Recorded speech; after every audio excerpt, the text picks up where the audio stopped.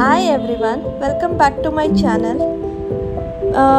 ऐका ना, मला इथे काही शेअर करावंसं वाटतंय तुम्हा सगळ्यांसोबत। काहीतरी चुकचुकल्यासारखं वाटतंय। नवीन वर्ष हे आपल्याला कसं असेल याची कल्पनाच करवत नाहीये। तरी चला 2025चे स्वागत हसत खेळत करूया।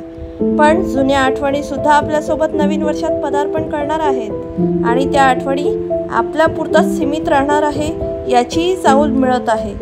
असो, पण आपल्याला नवीन वर्ष आपण पॉझिटिव्ह राहून स्वागत करायचे आहे। पण माझे 2024 हे साल काहीच चांगले गेलेले नाही आहे। वर्ष संपायला 7 दिवस उरले आहेत। मी ही नवीन वर्षी वय वर्षे 45 मध्ये पदार्पण करणार आहे व माझी मुलगी 11 वर्षाची होणार आहे। आत्ताच्या मुलांना खूप काही माहीत असतं, कधी कधी तर तेच आपल्याला शिकवायला जातात। पण ही आताची पिढी आहे, ह्यांच्याशी मिळतं जुळतं घ्यावंच लागेल, नाही का?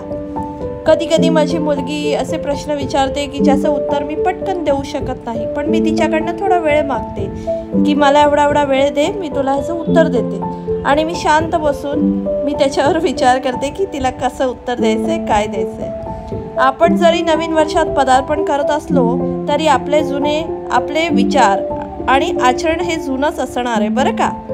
आपल्यावर जे झालेले संस्कार हे आपल्यापर्यंत सीमित राहणार आहेत। पण तरी आपण नवीन वर्षाचं स्वागत कुठेतरी चांगल्या उमेदाने करणार आहोत। आणि नवीन वर्षात आपलं किचन काही सुटणार नाही आहे, बरं का? हेही तितकंच खरं आहे। तर चला, तुम्हा सगळ्यांना नवीन वर्षाच्या खूप म्हणजे अनेक शुभेच्छा। भेटूयात पुढील व्लॉगमध्ये। Take care friends, bye.